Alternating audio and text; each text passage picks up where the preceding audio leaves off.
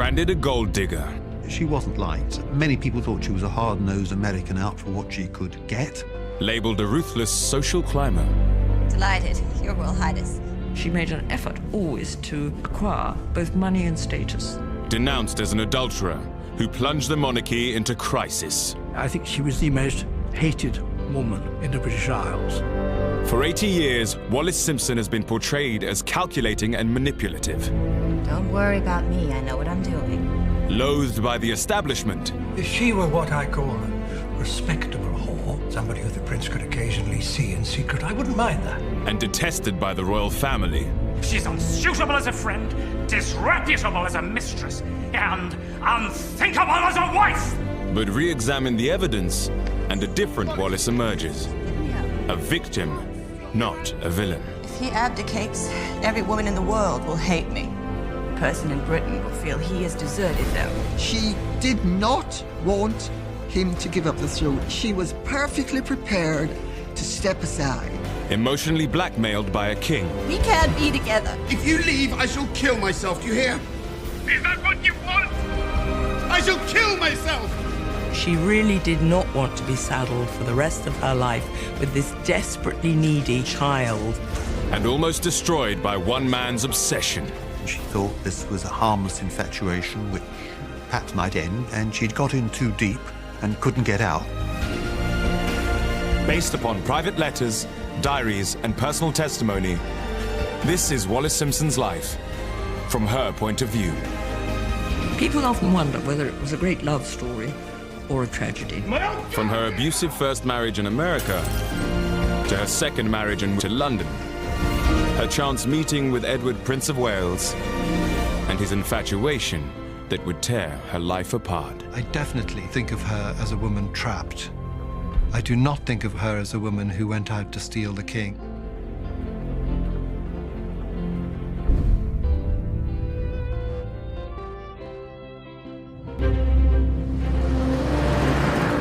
December 1936. On the eve of Edward VIII's abdication, one woman pleaded with him not to give up the throne. That woman was Wallis Simpson. Please, don't do this. It's too late. The abdication papers have been drawn up. Wallis was accused of stealing the king from his country. But unknown to the public, she was desperate for a way out, even at the 11th hour. She didn't want to be the one blamed for this man falling in love with her and becoming obsessed by her. She wanted out, and he wouldn't allow her to leave. He refused, and he kept on refusing. I swear I'll be gone from this place and your life. Please, don't throw it all away. I can't seem to make you understand. You can go where you want. China, Labrador, or the South Seas. But wherever you go, I will follow you. David, what have you done? She discovered too late that nothing was going to persuade him to accept any kind of compromise. Wallis was 40. She was scared, vulnerable, and at the center of the world's biggest scandal.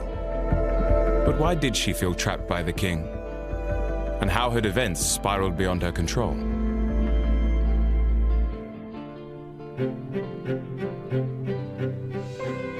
Wallis grew up in the US city of Baltimore, the only child of Teakle and Alice Warfield. But it was her aunt, Bessie Merriman, who had the greatest influence on Wallis and inspired her social ambitions. You're about to become a Baltimore debutante, Wallis. You need to make your mark. Her Aunt Bessie always had great social skills, and all of the family had great social skills, including Wallis. I mean, she was brought up very much in the traditional Southern mode, and it showed in her demeanor. What did your grandmother say? How will you ever grow up to be a lady unless you learn to keep your back straight? How? You need to suffer to get what you want. What do you mean? I mean, you must always have a plan. Aunt Bessie helped raise Wallis when her father, Teakle, was struck down with tuberculosis. Teakle had died young, so he hadn't been able to provide for her. So in those circumstances, Wallis's mother, Alice, had to beg the Warfield family for money. Alice was forced to live on handouts from her late husband's brother, Solomon Warfield. Known as Uncle Sol, he'd made a fortune in the railways. Uncle Sol was very rich, but he wasn't always as generous as he should be. And there's something always rather awful anyway about having to rely on an uncle who doesn't actually have to bring you up, and so you're kind of always a bit at his beck and call. Uncle Sol's money did help pay for Wallis to attend a good school. They prepared their girls to enter Baltimore society. It was here she became best friends with roommate Mary Kirk. So, this is it. I'm packing it all away. Mary, did I ever tell you how my mother taught me to swim? She carried me to the edge of the pool and then dropped me in the water just over my head. Then and there I learned. Sink or swim. Oh, I love Mrs. Astor and Mrs. Vanderbilt. Mary, now is not the time for fools in the trappings of little girls. We are about to be Baltimore debutantes. We need to make our mark. She grew up very much with a sense of wanting to climb to where she felt she belonged. And I think this is why money and financial possessions of any kind, meant so much to her throughout her life, because she had this sense of deprivation when she was growing up. She felt she was owed them, but she didn't have them. She was trying to ape, to emulate, to be part of that society, but she was just on the edge of it and longing to be included in it. While at school, Wallis was known for her sense of humor, hard work, and focus. She wasn't classically beautiful, but she oozed confidence and charm, and she loved to flirt. She liked the guys, and she made no secret of it, and she had sex appeal and was gonna use it. And she was catnip for guys. Men loved her, and she loved men. He's asked you to dance 3 times, and you've said no each time. I don't think he'll ask you again. It's fine with me. He's the handsomest boy here. But he doesn't have any money. Shame on you, Wally. Nice girls just don't say that. So what? So no nice dresses? No lovely apartments? Not even an automobile? Listen, Mary, the man I marry will have to have a lot of money. And I think to be really wealthy, not to suffer what Wallis saw it, the indignity that her mother had suffered by not having enough money, was what drove her.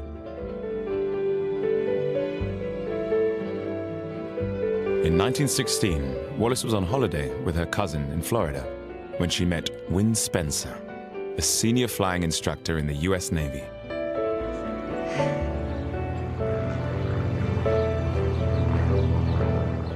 Win Spencer was dashing and charming and good-looking, and like all bad boys, he had the aura of danger about him. Look at your target. You're breathing in my ear. I know. Well, stop it. Someone might see you. See me breathing in your ear? Yes, Win Spencer. You're here to help me with my golf swing. Your Uncle Sol likes me. Says I have my feet on the ground. Mm-hmm. Well, that's good for him. My mother says an airman's wife has no permanent home, constant change of station, and long nights alone waiting for her husband to return. What do you say to her? I said that's exactly what appeals. Wallis was just 19. Win was 8 years older, far more worldly and mature than the college boys she was used to. He came from a good family and had status and prospects. It was a whirlwind romance, and they married later that year. Not exactly the grand marriage her parents might have imagined for her, but she was probably swept off her feet. My attraction to Wynne is intensified by the glamour and novelty of flying. He and the other officers seem to me to belong to another race of men. Godlike creatures descended to Earth from a strange and adventurous realm. I didn't know how much security she would have thought that she was going to get with a man like Wynne Spencer, but I still think it was more to get away and start a new life than anything else.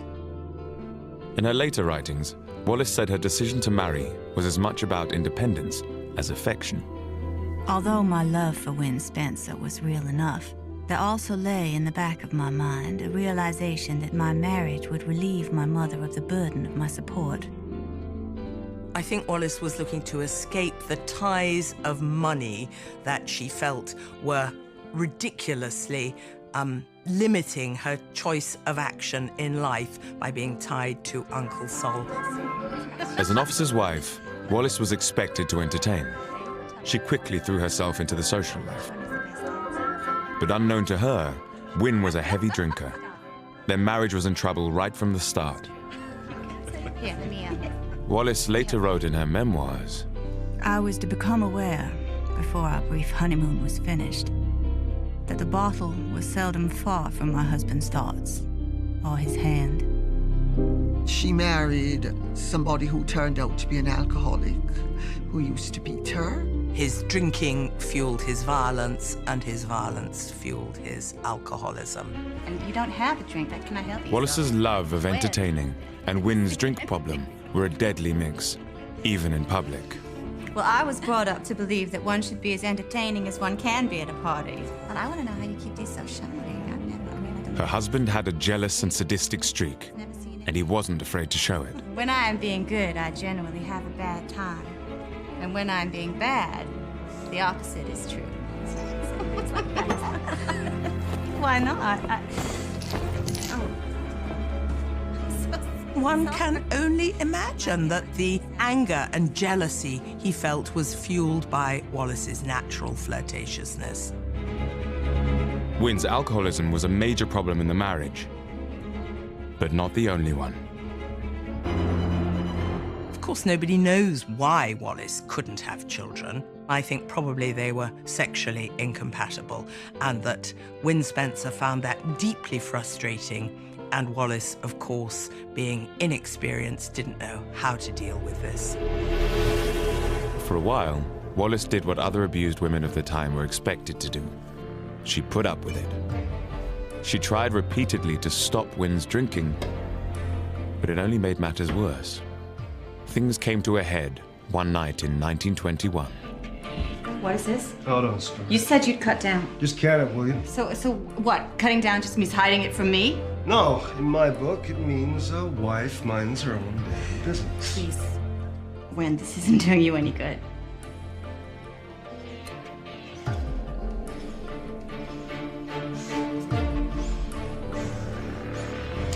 not gonna be told what to do in my own goddamn house!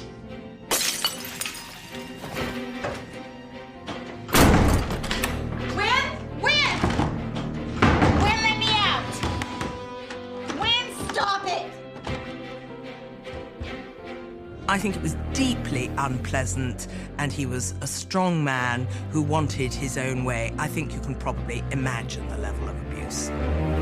Wallis was desperate to leave her husband, but in the 1920s, divorce for a woman meant poverty and shame.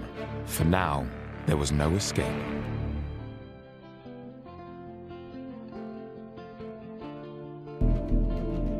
By 1921, Wallis had been trying for 5 years to make a success of her marriage to US Navy pilot Wynne Spencer.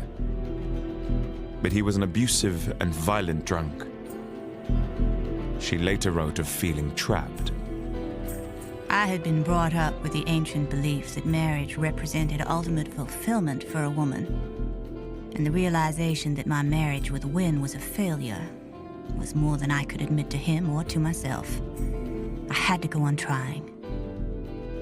Of course, even more difficult to face up to would be the prospect of actually leaving him. Divorce was neither cheap nor easy, nor straightforward in this era. Of course, it existed, but for many women, remaining trapped in an unhappy marriage was a preferable option, because at least being a married woman, that gave them some level of independence, assuming they had money as well, whereas if they actually went through with a divorce, they were outcasts from society. Divorce? Wallis? It's unthinkable. Wallis could see no way out.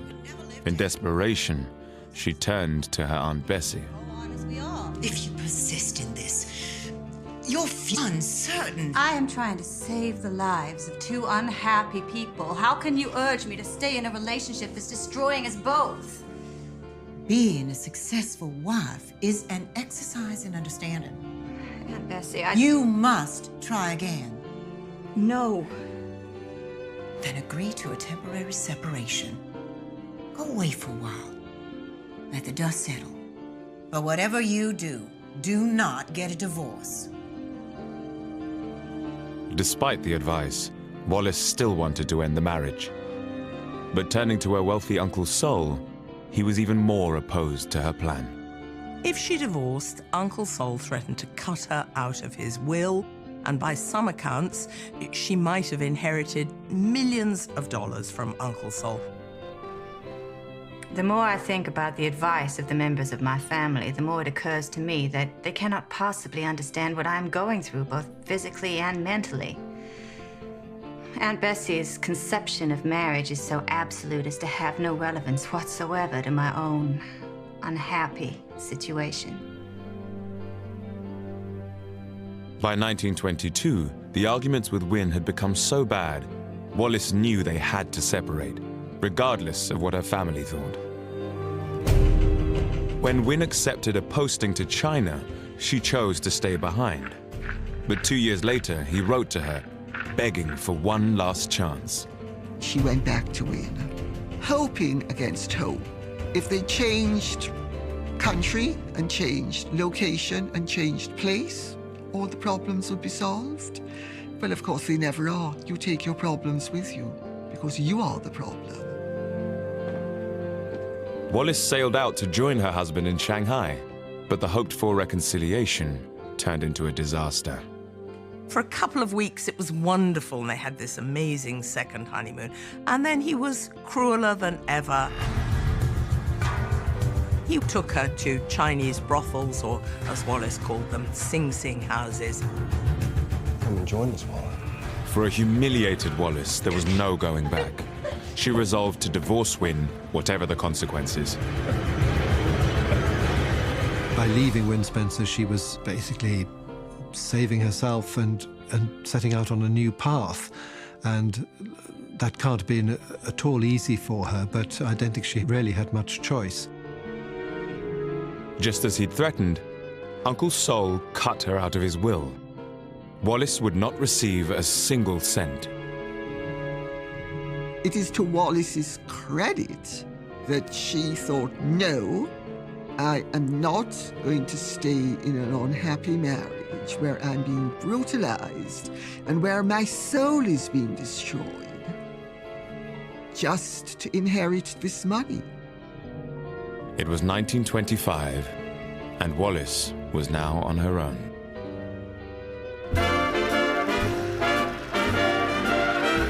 Returning to America, Wallis would have to wait another 2 years to be legally eligible for the divorce. During that time, she met up with her old school friend, Mary Kirk, now married and living in New York. Mary would change the course of Wallis's life. This is Wallis, one of my oldest... Oh, not the old word, Mary, please. I meant dearest. Friends from school. She's just returned to us from China. And this, Wallis, is Ernest Simpson. Delighted to meet you. Your English, oh, I love your accent. From my father, but born right here in New York. Well, Mr. Simpson, I consider myself a Southerner. It's a matter of life and death where we come from. I don't think my grandmother ever invited a Yankee into her house. Mind you, she also said, never allow a man to kiss your hand or he'll never marry you. Thanks for the warning. I'll try to bear that in mind. Ernest Simpson worked for his father as a shipping broker. He was a naturalized Briton who'd served in the Coldstream Guards.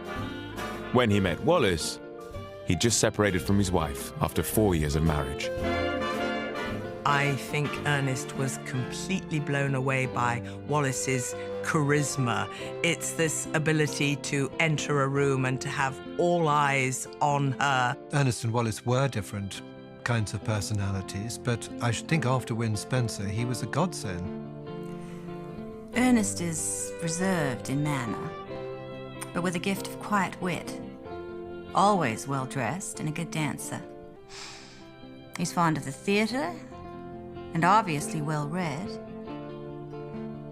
He's an unusually well-balanced man. Is he right for me? We're poles apart. And maybe that's a good thing. This time.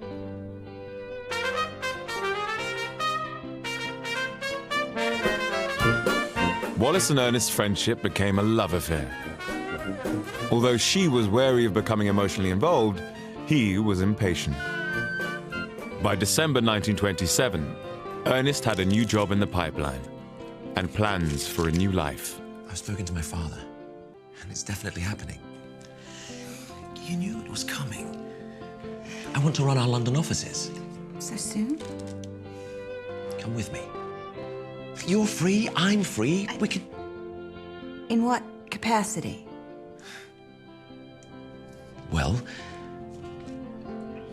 as my wife.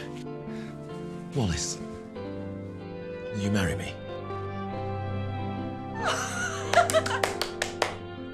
Wallis didn't say yes straight away after Ernest proposed. After all, no woman says yes straight away. She wanted some time to think. This was a big decision. She asked her friends what they thought. And after all, she didn't want to make the same mistake twice. Well, if you're having doubts... Doubts are a luxury, Mary. Do you love him? I'm very fond of him. And he's kind, which will make a contrast to you-know-who. I think I shall settle into a fairly comfortable old age. You sound like you've given up. I just want to be looked after, Mary, and Ernest can do that. I can't go wandering the rest of my life. I feel so tired of fighting the world all alone and with no money. Definitely. The best and wisest thing is for me to marry Ernest Simpson. He offered her the opportunity to start again in London because of his English parentage, and I think she hoped to put the past behind her, to entertain, to make a new life and a new start. Ernest and Wallis moved to England in 1928, marrying in Chelsea on the 29th of July. They moved into a spacious flat at 5 Bryanston Court, just off Marble Arch, taking on a maid, a cook, and a chauffeur. Both were determined to make a success of life in London. Thank you, Cynthia. That'll be all. But Wallis knew they were outsiders. She felt her American confidence and assertiveness might work against her. What is it, darling? I was just thinking about my mother. I do miss her. I'll never forget what she said to me about you. My mother? Just after we got married. She said, now let me get this right. You must remember that Wallis is an only child. Like explosives, she needs to be handled with care. I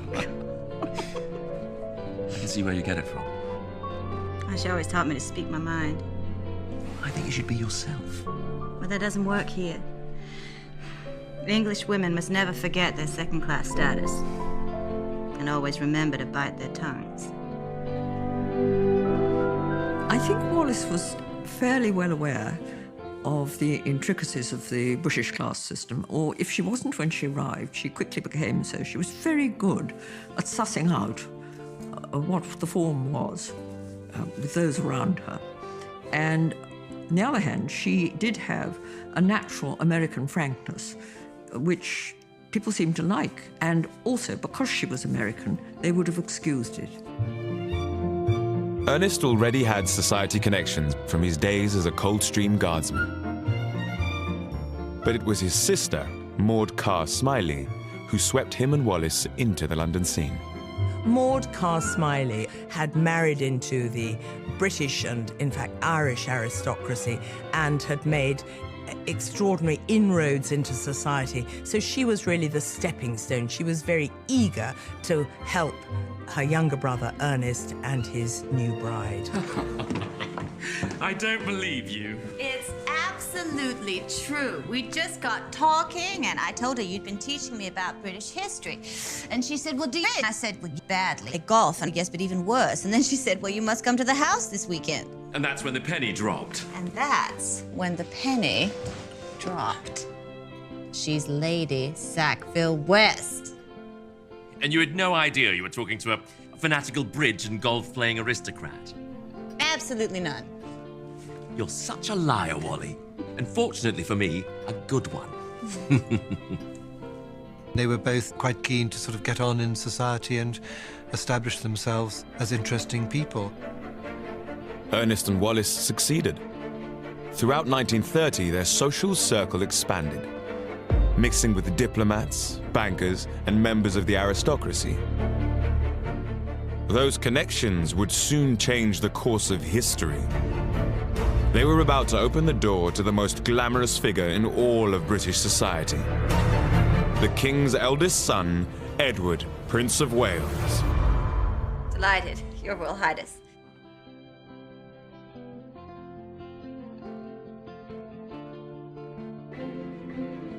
(1913).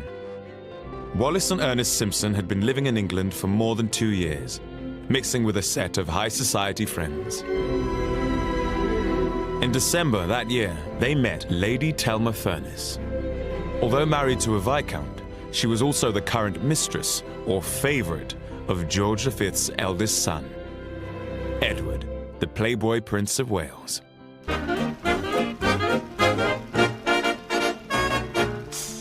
He rather rejoiced in the nickname of the Playboy Prince. He was young, dashing, intelligent, articulate, all the qualities his father rather lacked, he possessed in spades. He delighted in conducting a vigorous nightclub life and wearing the wrong clothes in the wrong place at the wrong time. He wore sort of fair-out sweaters and open-neck shirts and caps on the side of his head, sort of winked at the girls and a lot of nudge, nudge, you know. He was the dazzling new thing. He was film star of royalty. He liked anything modern. Gramophones, dancing the Charleston, wide-trousered clothes rather than narrow ones like his father. Bright check suits, anything to go against the grain. Edward had courted a string of married women, and Lady Thelma was the latest. In January 1931, she was hosting a weekend event at her home in Leicestershire. In order to be seen with her, the Prince of Wales always needed a chaperone for their weekends away, and often the chaperones were different people, so Thelma thought one weekend she'd invite her American friend, Wallis Simpson, who was newly married to Ernest. As the day approached, Wallis was suffering from a heavy cold, but she wasn't going to pass up the chance to meet the heir to the throne. Wallis, are you sure you should be going? After what I spent on hair and nails? Come on, Thelma. Oh, show me again. So, you put your foot behind you, and then this.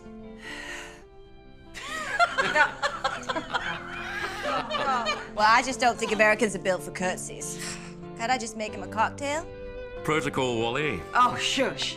The prince doesn't give a fig for all that. You'll see. The little man is a complete sweetie.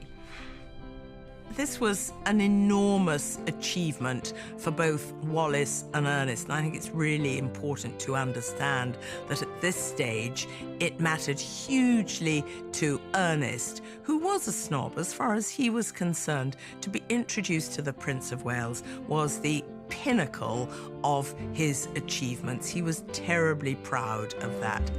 For the Simpsons, the day was memorable, but for the wrong reasons.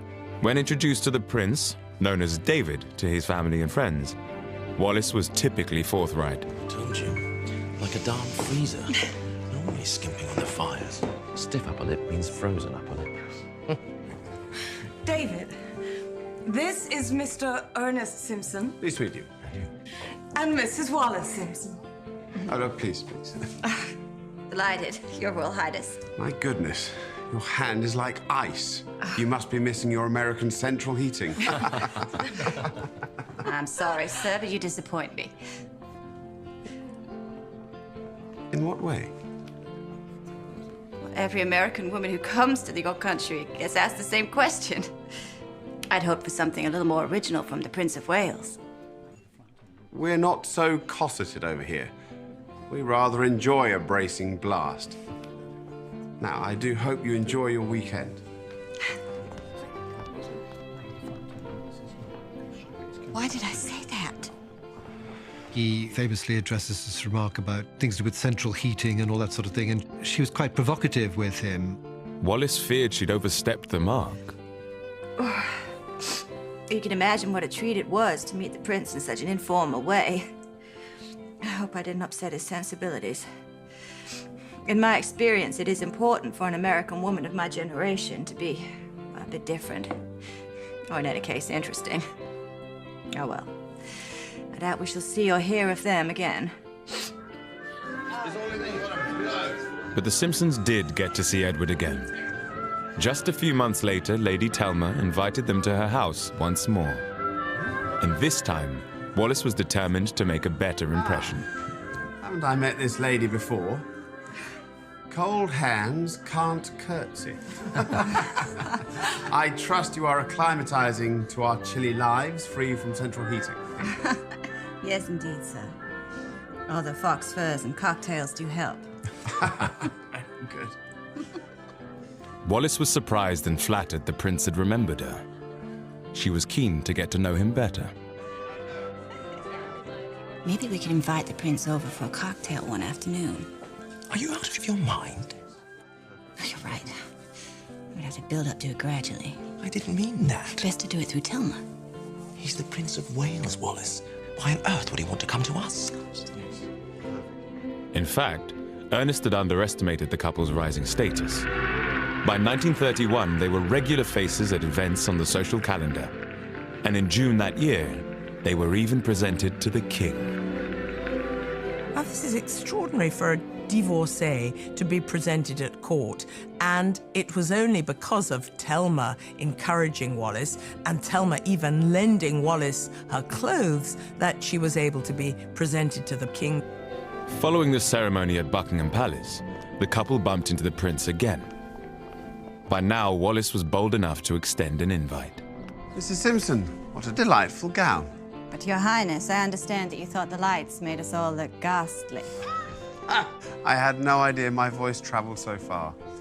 Please, allow me to make it up to you. Could I offer you a lift home? Well, thank you. That would be perfect. Would you like to come up for a drink before continuing on? I'm afraid I have an early start in the morning. But I would very much like to see your flat one day. I'm told it's charming. It might give me some ideas to brighten up the fort. If you'd be so kind as to invite me another time. Of course. Please. But 6 months later, it was Edward who would extend the invitation. In January 1932, he asked them to a weekend gathering at his own home, Fort Belvedere in Windsor Great Park. The atmosphere at the fort was one of resolute frivolity. Everyone was there to have a good time. Well, here we are, darling.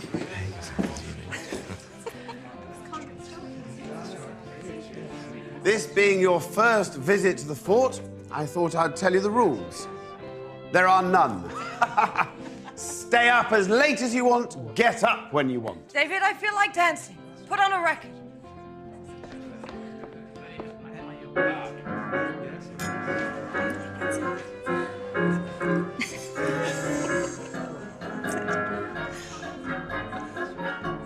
Wallis represented something very fresh. She wasn't deferential. She was witty, she was charming, she was sparkling. She was great fun to be around. It had taken 12 months since they first met, but the Simpsons were now part of Edward's inner circle. We need some expert help here. Darling, you are urgently required at the jigsaw puzzle table. Aha! There's something I've been meaning to ask you. Yes? Mrs. Simpson, could I interest you in a game of Red Dog? It sounds like a cocktail. And what would a Red Dog cocktail taste like? I'm sure I don't know, Your Royal Highness. Wallis and Ernest had got their wish. They were now at the pinnacle of London society. They must have felt like the cat had got the cream. I mean, they were right in the centre of the most interesting part of cafe society, if you like. Bear with me and do not curse this poor attempt at thanks in verse. Our weekend at Fort Belvedere has left us both with memories dear of what, in every sense, must be princely hospitality. Very good. Bravo.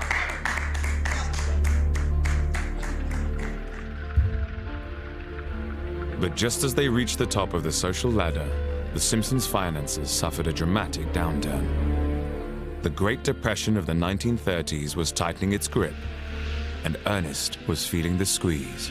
No, the shipping industry certainly suffered, and Ernest was constantly short of money, to the point where actually they thought they couldn't afford to keep on the flat at Bryanston Court.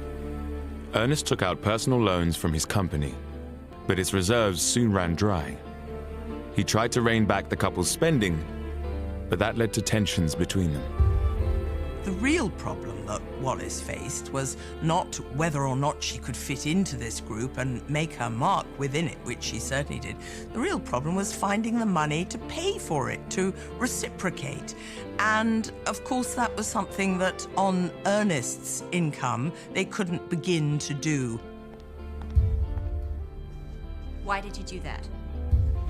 Because having a chauffeur is simply one luxury too far. I've given him his notice, and that's that. Think how it will look to everybody. Thought you didn't give a damn about convention. We don't want to change our way of living now that we're all installed and meeting new people? Well, yes, but What? we're going to have to cut back on the soirees. For God's sake, Wallis, join the real world. You know what's going on out there. We're not the landed gentry like your new pals. You may not have noticed that I am out all hours working. People's businesses are collapsing left, right, and center. It's affecting everybody. Yes, and us too. Despite the rows over money, the couple kept up their efforts to remain part of London society. They continued to throw raucous parties at their flat. Edward was a regular visitor, often entertaining other guests long into the night. He liked to play the bagpipes and kind of march in and out of the rooms doing that, and it wasn't probably exactly what everybody was expecting, but I'm sure it was all huge fun. I don't know. What is he doing? So these are like... The what? This is for you. Bagpipes. This is Scottish. Oh, David, stop it! Oh, my... Never. Although the prince was still seeing Lady Thelma Furness, their relationship was starting to peter out. He was getting bored, and she knew it. She was a sensible woman, and she knew this would not last forever. She knew that the prince was fundamentally fickle. For Thelma, the timing couldn't have been worse. She was about to travel back to America to be with her sick mother, leaving Edward on his own for months. What's the matter? Come on, tell me. I think the prince is losing interest in me. Don't be silly, Thelma. You're still the Princess of Wales. He's gonna be lonely while I'm away. Wallis, won't you look after him? See he doesn't get into mischief. Oh, he'll be busy. Busy missing you. But of course, Thelma, I'll look after the little man. Thelma made the great mistake of asking her good friend Wallis to protect her interests and entertain the Prince of Wales while she was away. Just talk about folly. In Thelma's absence, the prince's relationship with Wallis changed dramatically. Even though he counted her husband as a friend, he was clearly attracted to her. They had interests, genuine interests and connections on a human level that neither one had realized before. And Wallis's great gift with him as well was he could speak about things to her, and she listened and she responded. I am curious, Your Highness, to know what a prince's working day consists of. Really? It'll just bore you. On the contrary, I couldn't be more interested. Imagine having to make 1,000 speeches and never once being allowed to say what you really think yourself. That must be very difficult. Modern age needs a modern monarchy. I just find myself frustrated and blocked at every turn. You know, Wallis, you're the only woman who's ever shown any interest in my job. Of course, Edward lapped this up. It's wonderful for him. And he finds in Wallis somebody who's deeply and totally sympathetic and prepared to listen, however boring it is, however much time it takes. In her memoirs, Wallis would later recall this moment as a turning point. It was as if a door had opened on the inner fastness of his character. What I now saw in his keenness for his job was not dissimilar to the attitude of many American businessmen whom I had known. I sensed in him something that few around him could have been aware of. A deep loneliness. Soon Edward would make it clear that the only woman who could relieve that loneliness was Wallis. He fixed upon her with an obsessive compulsiveness that swept everything else aside.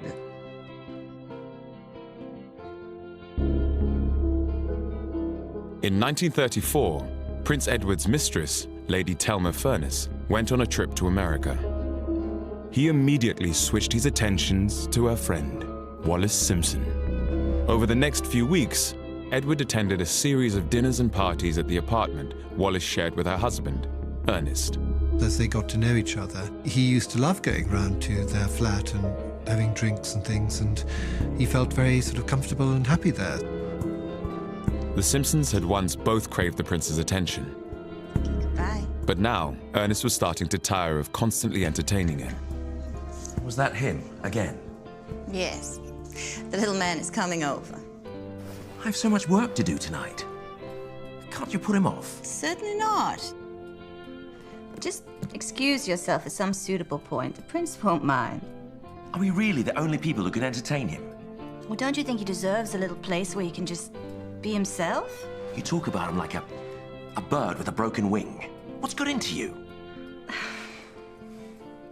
It's a very difficult thing if the Prince of Wales's eye falls upon your wife. What do? Do you prevent her from being his friend in any sense at all? She would have been much more difficult to take up with if she had not had a complacent husband.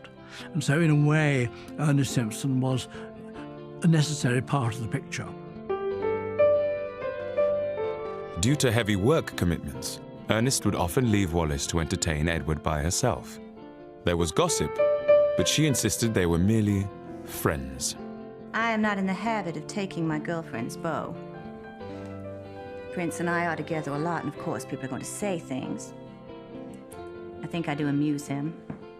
I'm the comedy relief, and we like to dance together. But I always have Ernest around, so all is safe. But Edward saw it differently. Lady Thelma had been away for 2 months.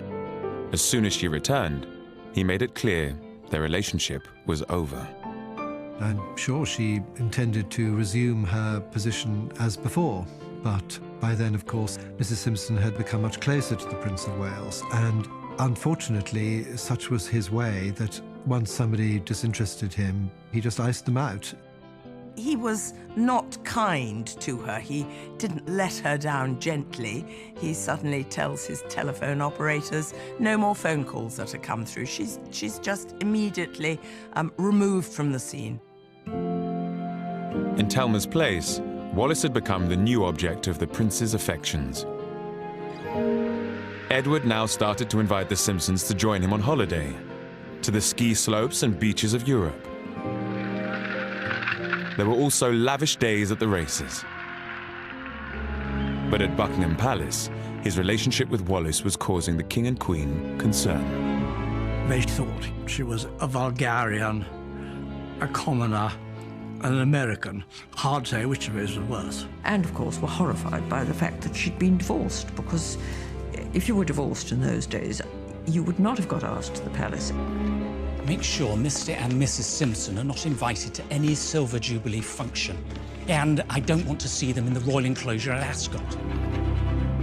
The king thought Wallis had an extraordinary hold on his son and heir. Not surprisingly, he was suspicious of her. They assume she must be someone who's interested only in what she can get and in money. They absolutely fail to understand, actually, that it's Edward who is the needy one in this. They made it perfectly clear that they didn't want to have anything to do with her. She follows no protocol except the protocol of a gold digger fresh from the colonies. She is unsuitable as a friend, disreputable as a mistress, and unthinkable as a wife! In spite of his father's opposition, Edward's feelings for Wallis grew deeper and more visible. He showered her with expensive clothes and jewelry. To everyone in his close circle, it was obvious she'd become the prince's new favorite. I can find no good reason why this most glamorous of men should be seriously attracted to me. I'm certainly no beauty, and he has his pick of all the beautiful women of the world. Maybe down to my American independence of spirit. Who knows? What a bump I'll get when some young beauty appears and plucks the prince from me. Anyway, I am prepared. I don't think that Mrs. Simpson ever really thought that whatever actually happened. She thought when she'd be dumped, because that's what happens to royal mistresses. But there was no breakup. In summer 1934, Edward invited Wallis on a holiday cruise aboard the Rosaura yacht. With Ernest away on business, she was joined by her now 70-year-old Aunt Bessie. Arriving home, Bessie gave Wallis a... Prince is rather taken with you, isn't he? What makes you say that? I see the way he looks at you. Well, I'd like to think he is fond of me. If you let yourself enjoy this kind of life, it's gonna make you feel restless, unhappy with everything else. You don't know what you're talking about. I'm having a marvelous time. Don't worry about me. I know what I'm doing. Have it your own way. But wiser people than you have been carried away with such opportunities. I see no happy outcome. Whatever her denials at the time, Wallis had moved into uncharted waters. In her memoirs, she recalled it was on the cruise that her relationship with Edward had changed. Perhaps it was during those evenings off the coast that we crossed the line that marks the indefinable boundary between friendship and love. But in the months following the cruise, the prince's relentless pursuit of Wallis began taking its toll on Ernest. He was a husband staring an affair in the face. It's not an easy thing to have these sort of triangular relationships. No, it's all very complicated, and you know, the Prince of Wales was rather used to getting his own way. Isn't it wonderful? David's invited us to go skiing. Skiing? I've got business in New York. But it's all arranged. I can't very well back out now. So that's it. You've made up your mind to go alone. Can't you see what an opportunity this is? I feel like I'm Wallis in Wonderland. More like Never Never Land with Peter Pan. I thought we might have gone to New York together. I see now I was wrong.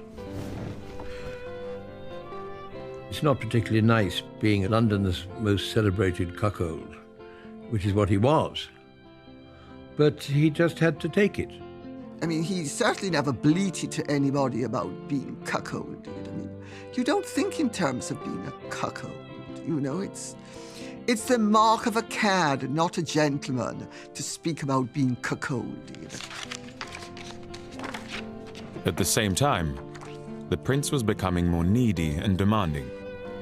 He started writing childlike love letters referring to W.E., Wallis and Edward, and he grew increasingly jealous of having to share Wallis with her husband. Oh, a boy does miss and want a girl here so terribly tonight. I do hate and loathe the present situation, and I'm just going mad at the mere thought, let alone knowing that you are alone there with Ernest. God bless W.E. forever, my Wallis. You know your David will love you and look after you. He fixed upon her with an obsessive compulsiveness that swept everything else aside. Wallis was protective of Ernest. She felt the prince was coming on far too strong. David, dear, I was and am still most terribly upset. One can't go through life stepping on other people. You only think of what you want and take it without the slightest thought of others. She argues with him. She says, for goodness sake, understand, this I'm married to. By the end of 1935, Wallis's attempts to keep both men happy had grown more difficult. But it was at the start of the new year that matters would come to a head. On January 16th, George V fell seriously ill. Edward travelled to Sandringham to be with his father. 4 days later, the king died. His Majesty the King passed peacefully away at a few minutes before 12. He whom we loved as king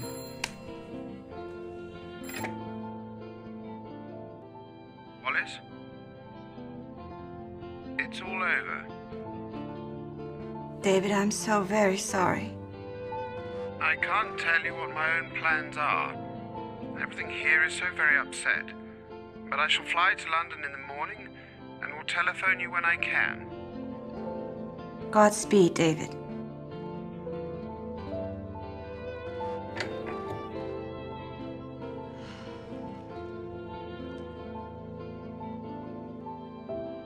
God save the king. I suspect that is the last time we shall be hearing from him.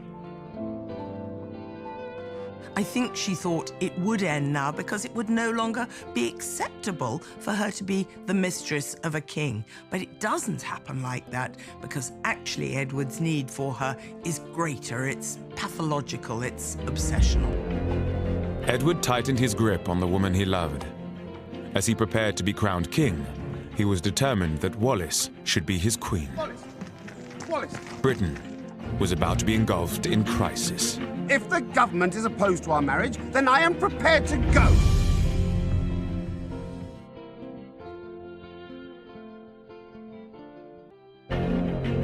By January 1936, Ed, Prince of Wales, had become besotted with Wallis Simpson. He bombarded her with gifts and obsessive love letters, even though she was still married to her husband, Ernest. When his father, George V, died, the prince inherited the throne. According to ancient tradition, the news of the accession was read out in public. God save the king!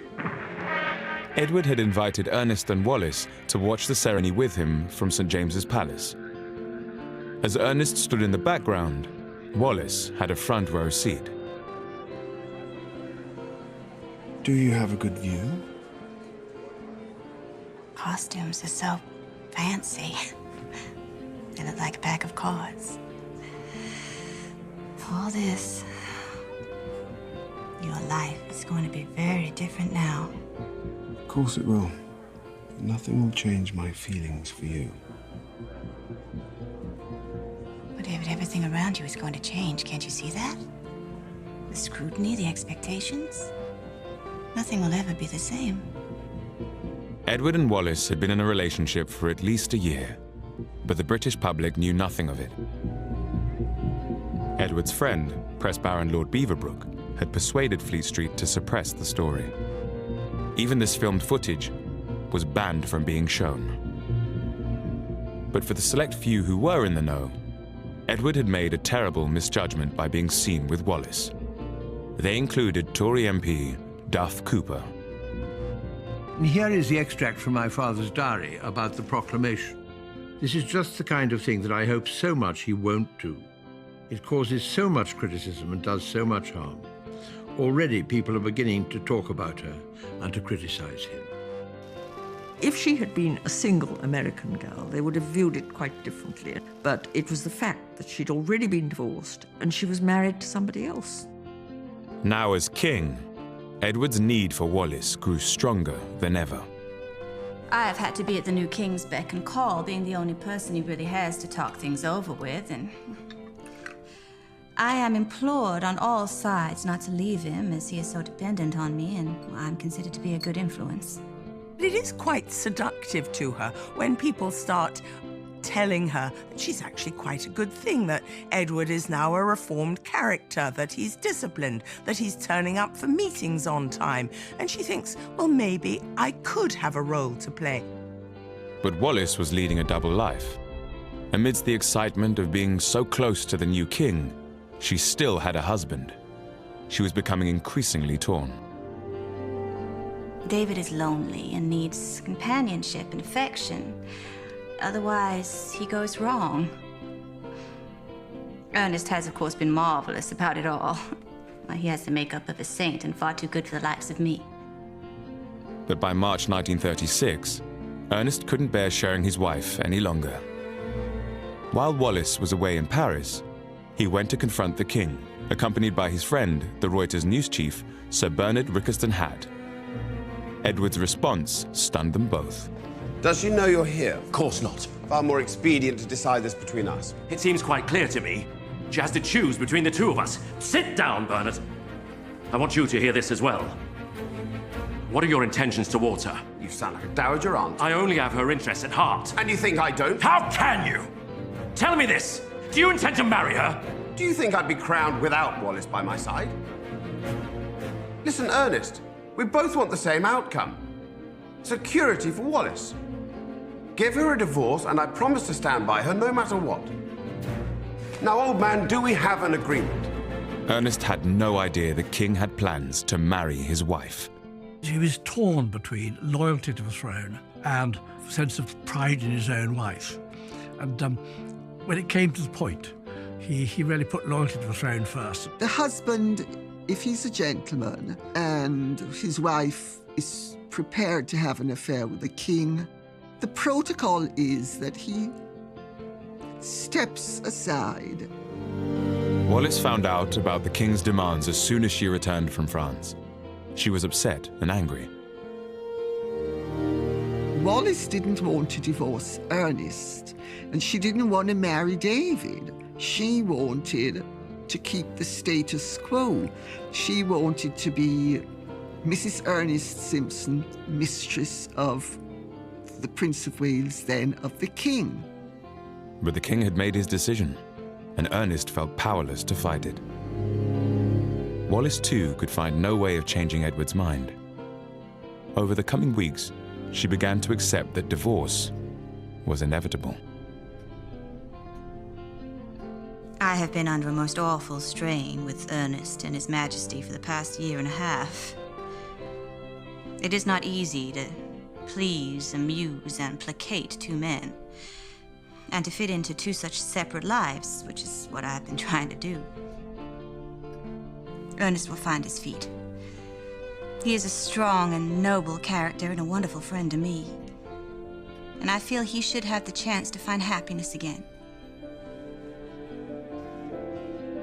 Ernest moved out of the couple's London flat in the spring of 1936.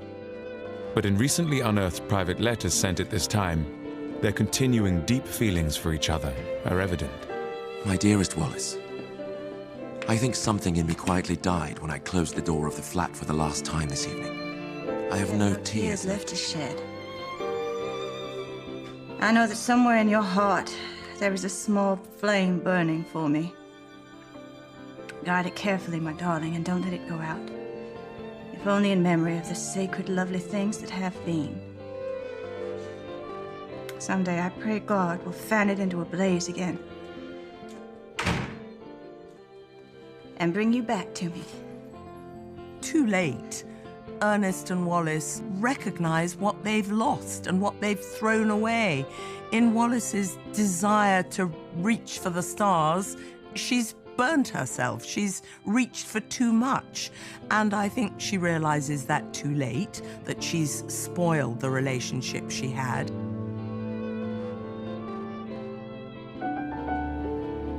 With Ernest gone, Wallis felt she had to move on. She started spending more time at Fort Belvedere, the King's private residence in Windsor Park. Over the coming months, their love affair now blossomed, but was still kept secret. Edward wouldn't be satisfied until they were man and wife, and their relationship made public. It's got to be done. Sooner or later, my Prime Minister must meet my future wife. Oh, David. This idea. They can't stop me from marrying you, Wallis. Oh, stop it. I've said it time and time again. I know for them the idea is impossible. Rest assured, my darling, I will manage it somehow. But if he was going to make Wallis his queen, Edward would have to first persuade the establishment. And he was doing little to help his case. There are certain rules as to how monarchs are supposed to behave, and Edward VIII did not obey those rules. Official government papers sent to the king would often return with ring marks over the pages, where cocktail glasses had been set down on them. And both Edward and Wallis often spoke freely about private government business, causing damaging gossip. The king often asks me to read him government papers from the dispatch box.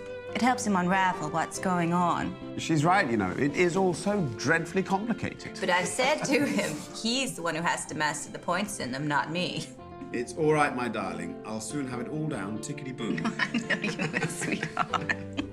The careless table talk soon reached the ear of the Prime Minister, Stanley Baldwin.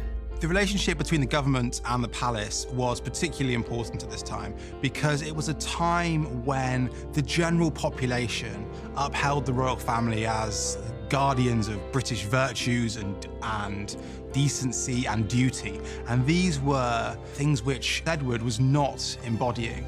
And there was a fear that his antics could start to undermine the credibility of the royal family. And with it, the backbone of British life, society, and government. Baldwin's own fears were so great he took an unprecedented step. He ordered Edward and Wallis to be spied on. I'm concerned about the King's relations with Mrs. Simpson. If it becomes generally known, the country won't stand for it. If she were what I call a respectable whore, you know, somebody who the prince could occasionally see in secret, I wouldn't mind that. But this is... And you know, talking to him is like talking to a 10-year-old boy. He doesn't seem to grasp the issues at stake. He seems almost bewitched. I have never in my life met anyone so completely lacking in any sense of the beyond. He asks Special Branch to start following her, to checking up on people with whom she's met, she's spoken with. The investigation revealed some disturbing findings about Wallis's social circle.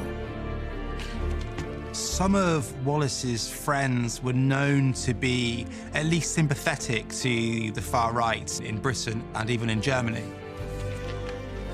For Baldwin, this was enough. He began restricting the amount of sensitive information that went before the eyes of the king. But by then, Edward and Wallis were also under surveillance by the media. Their affair was about to be exposed to the world, and Wallis's life would be torn apart. I am plastered all over the papers, accused of the most awful things. I can't do this. What are you talking about? I shan't stand for it. David, can't you see? We can't be together.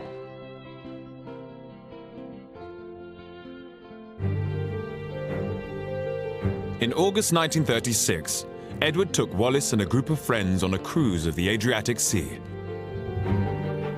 The British press kept to their self-imposed code of silence.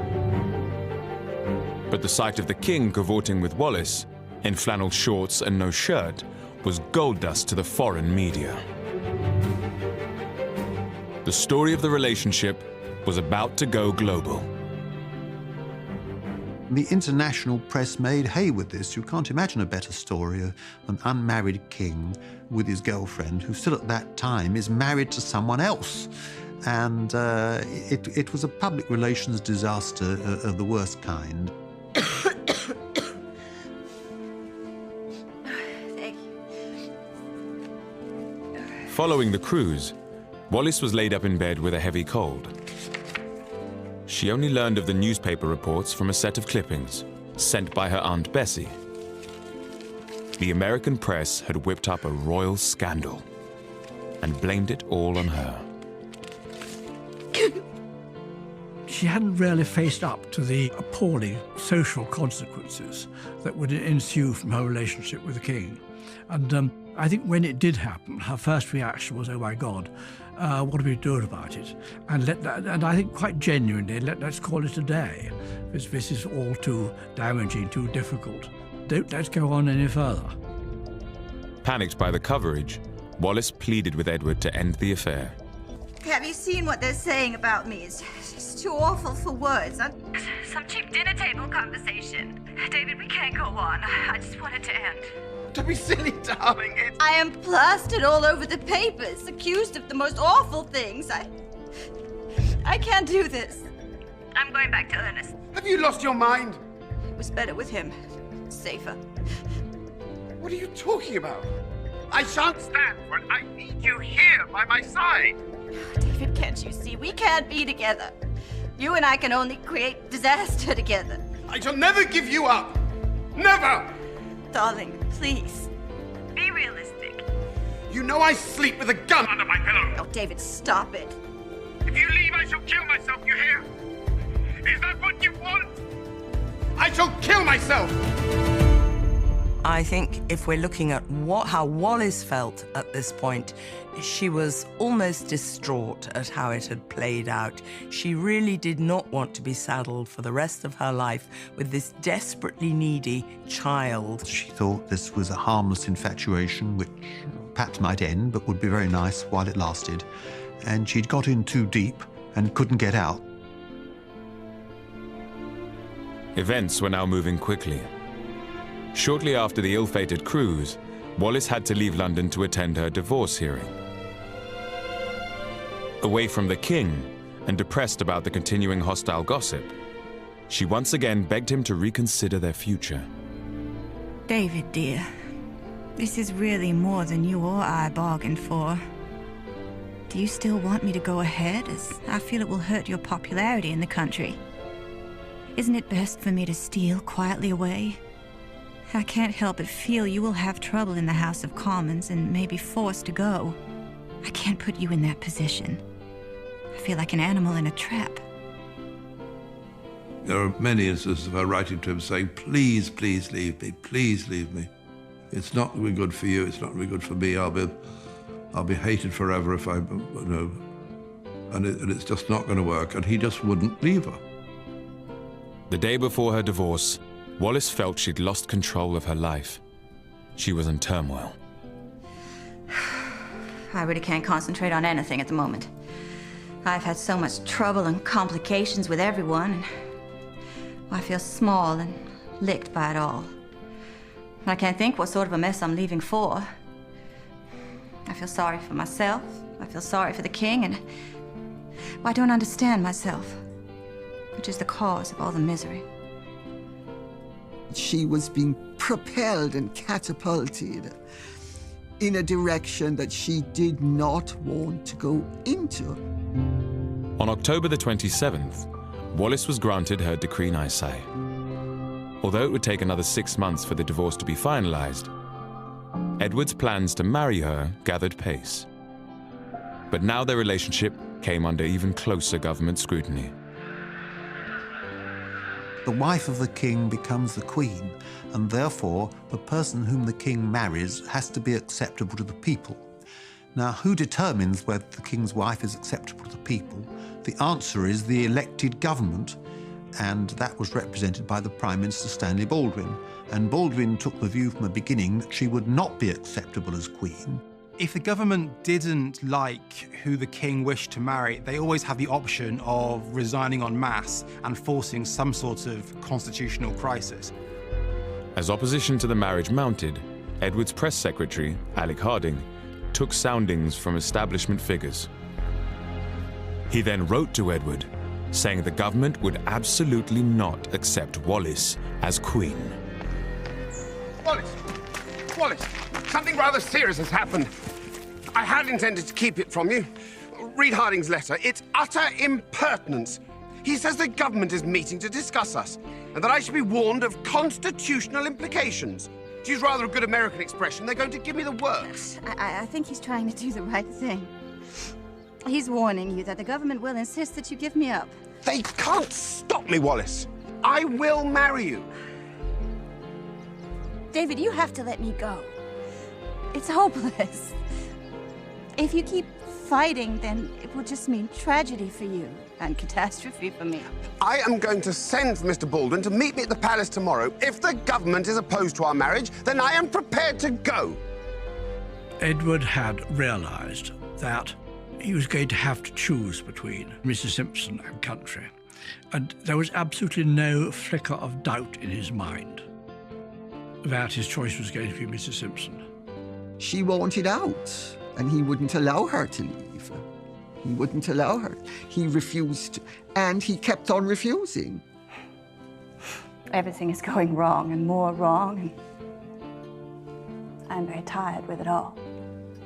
Knowing David as I do, I am doubtful that anyone, including me, can change his mind. But if I stay and my pleas fail, I will always be accused of secretly urging him to give up the throne. She was sensible enough to see it was a very rocky road ahead. And I think she genuinely did not want to marry him. Having been warned of the looming constitutional crisis, Edward summoned Prime Minister Baldwin to Buckingham Palace. Neither man was prepared to give ground. The government would not object to you having a mistress, but we cannot countenance you marrying her. Now, I would suggest we go ahead with the coronation, and then perhaps you would have some time to reconsider. Prime Minister, I cannot entertain such a proposition. I would be crowned with a lie on my lips.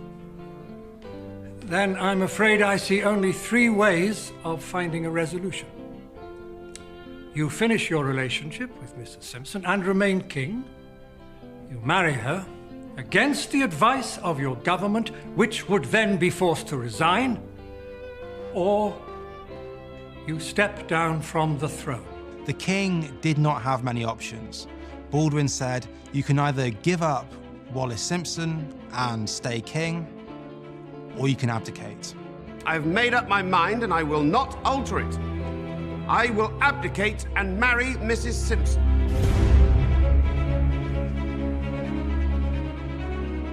Edward's decision was unprecedented. The British newspapers could no longer keep quiet. On the 3rd of December, 1936, the affair between the king and Mrs. Simpson finally made the headlines. And the press verdict on Wallis was damning. Have you seen this? Yes. It's not good, is it? Good. You've seen the letters I've received, some of them threatening all sorts. I feel like a hunted animal. I had no idea it would be anything like this. Darling, we just have to hold our nerve. You don't seem to understand. They're not just attacking you personally or me. They're attacking the king. David, it's still not too late to reconsider.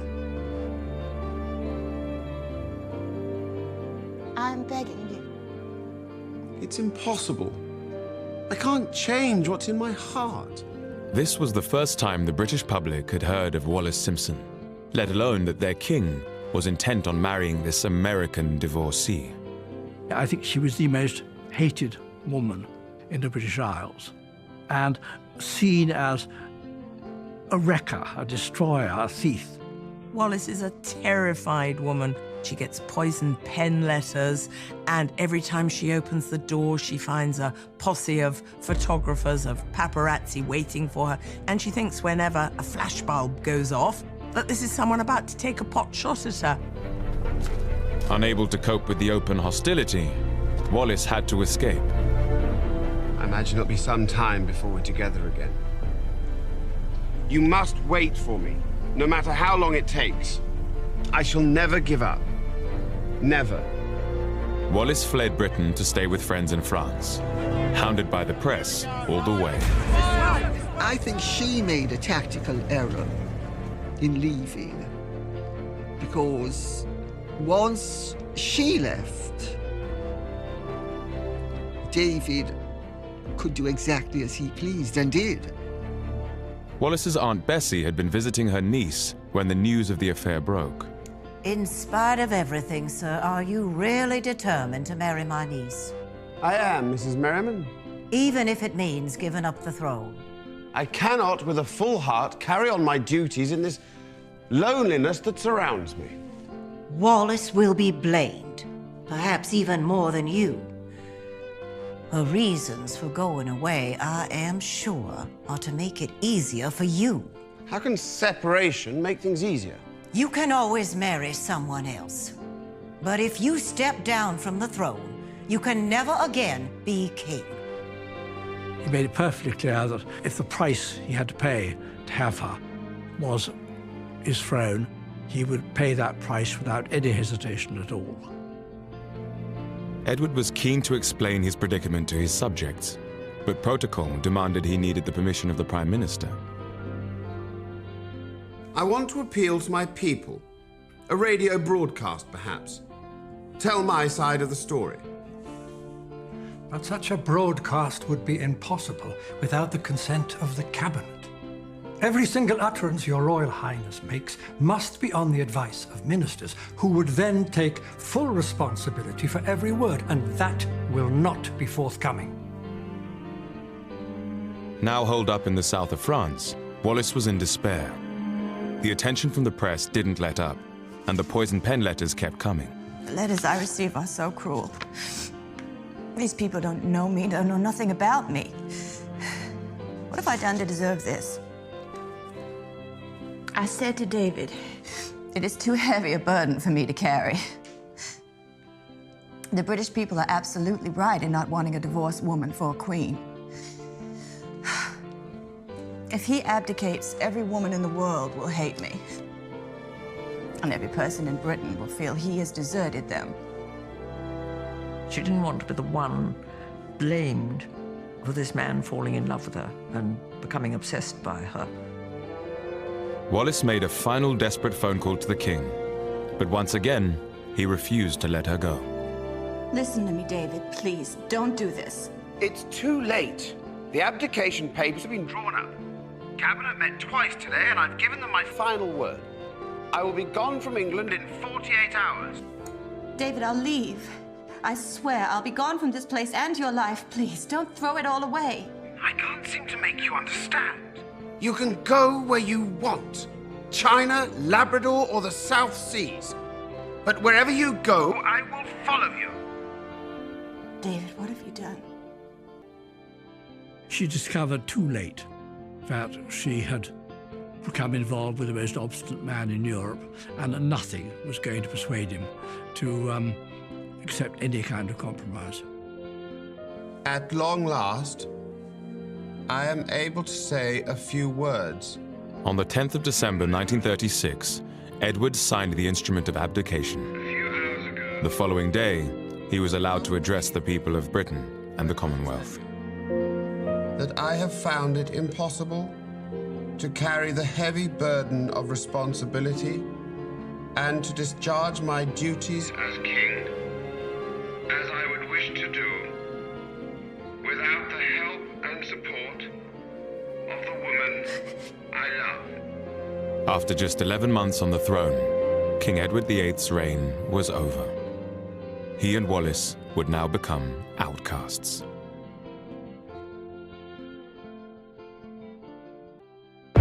With the UK gripped by a constitutional crisis, Wallis Simpson had begged her lover, King Edward VIII, to leave her and remain on the throne. But he insisted he couldn't remain monarch without her by his side. Following his abdication, Edward was made Duke of Windsor by his brother, the new king, George VI. He left England and stayed with friends in Austria, separated from Wallis until her final divorce papers came through.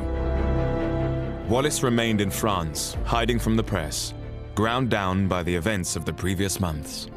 I have fallen back exhausted by the struggle to prevent this great tragedy. I feel so small in failing to make him stay where he belonged.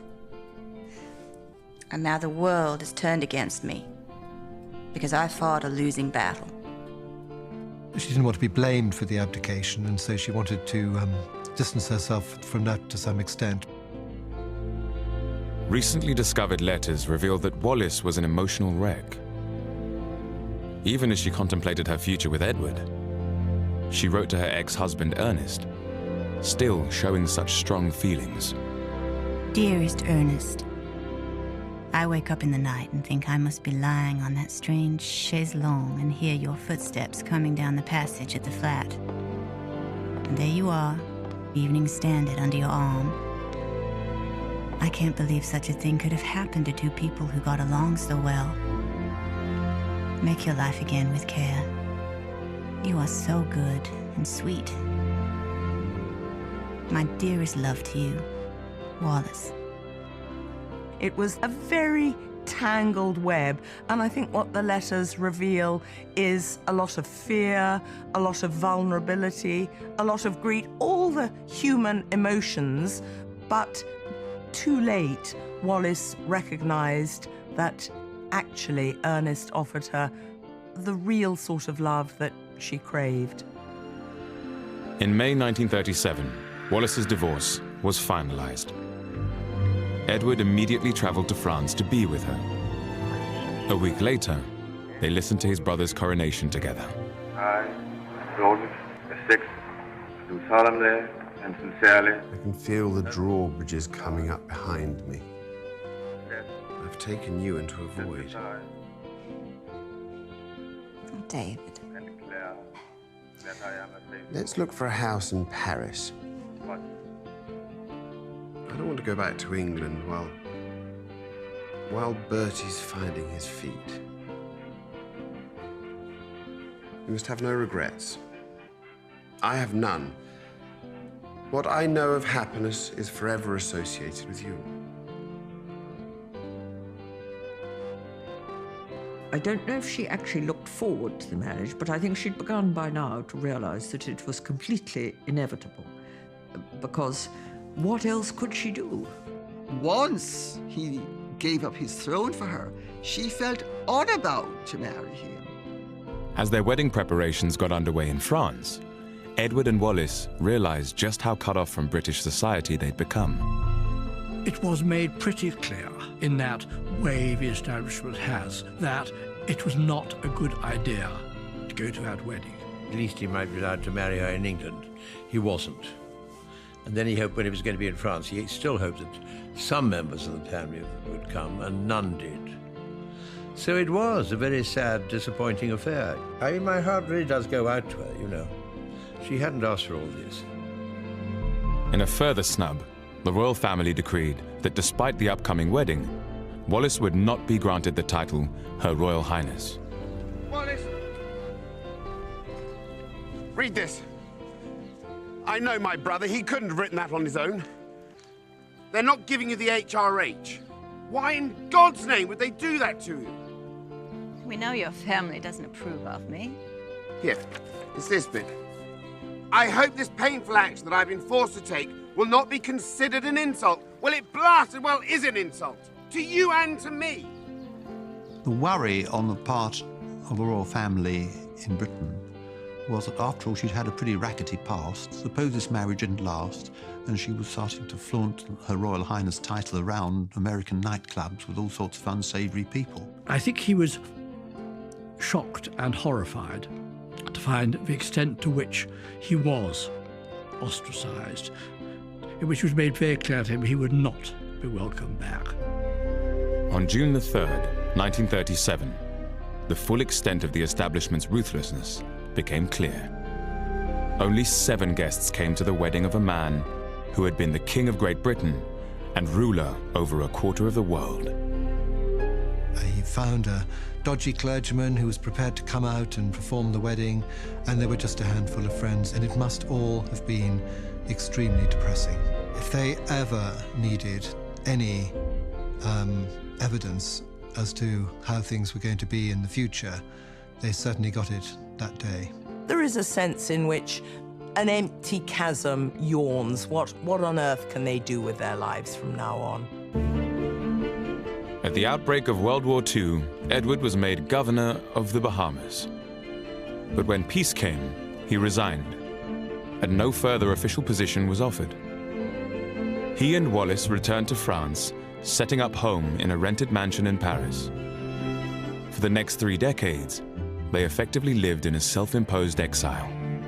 He could have come back any time he wanted, but he made it quite clear that he would not come back unless his wife was made a Royal Highness and received by the King and Queen, and this was recorded in the court circular. And they did neither of those things, so he stayed away. And he went on staying away for the rest of his life, basically. Cut off from British society, Wallis had to invent a new life with Edward. She used to say his day had been managed from he was a baby down to the last second. All of a sudden, there were no private secretaries, equerries, lady clerks. There was this tremendous void. And she had to create a way of life for them that filled these voids and filled his diary. And Wallis did just that, coming up with a plan that would take the world by storm. She realized that her and Edward had marketability. They were at the center of what became known as the greatest love story ever told. In the 1950s, both the Duke and Duchess published their memoirs. These became instant bestsellers and thrust the ex-king and his wife back into the international spotlight. But this time, it was on their terms. They became fashion icons, invited all over the world as guests on the A-list celebrity circuit. She dressed beautifully with all the best designers, and I mean, books and books have been produced about the Duchess of Windsor as a woman of style.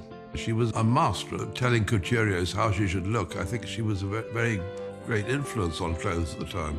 And of course, American magazines loved her. They were their royalty. After transforming herself and her husband from shamed outcasts to style icons, Wallis had at last found the fame and adulation she desired. Darling, I only ever look left. I don't suppose you know who Marilyn Monroe's publicity agent is. I have all the newspapers each day, and I see she's pushed me off the front pages. Still, we'll soon be back on top. They ended up having a very glamorous life, and it gave him something to do. And this was, in any event, the life that she had been born to and brought up for. And she simply had it on, in some ways, a rather more famous level than she would have had it had she remained Mrs. Ernest Simpson. Just as she had learned to do as a child in Baltimore, Wallis always made a memorable entrance and a lasting impression.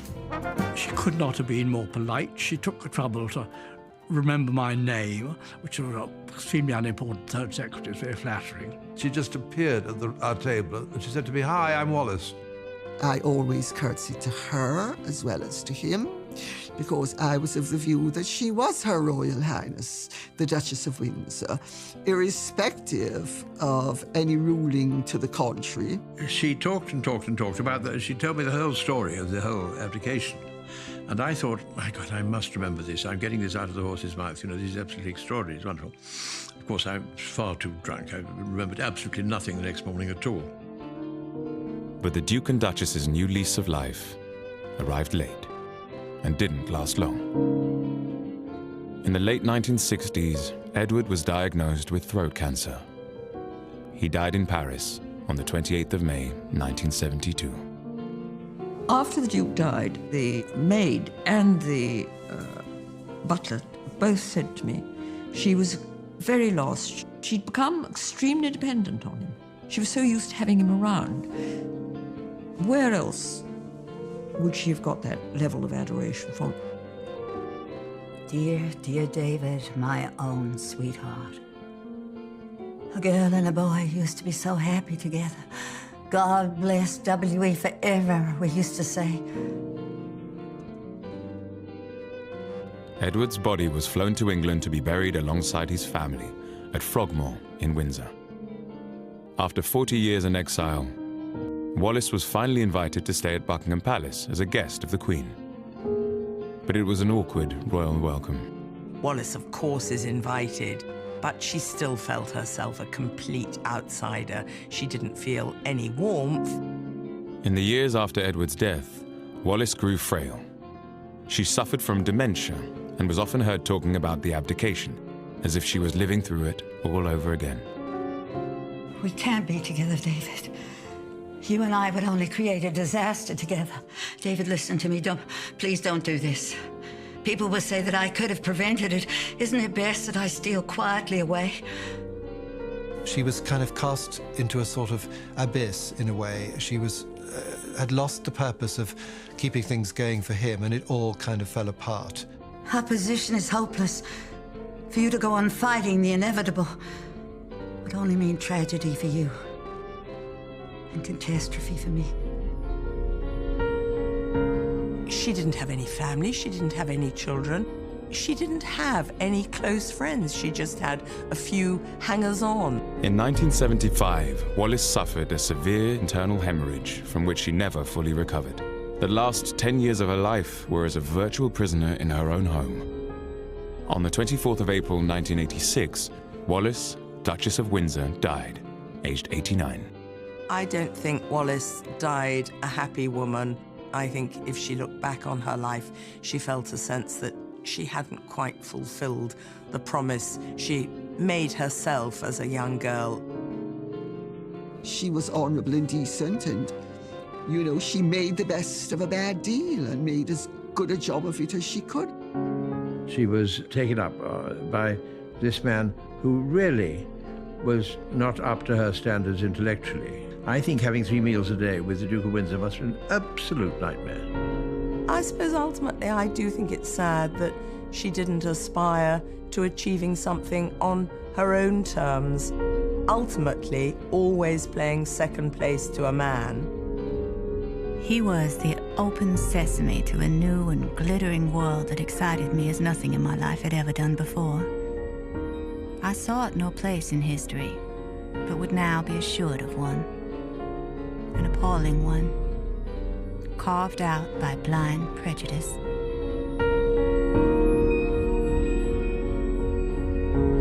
After the break, we're headed to Leeds, where Marvin Humes and Maya Jama are getting ready to host the biggest night in the urban music calendar, the Mobo Awards 2017.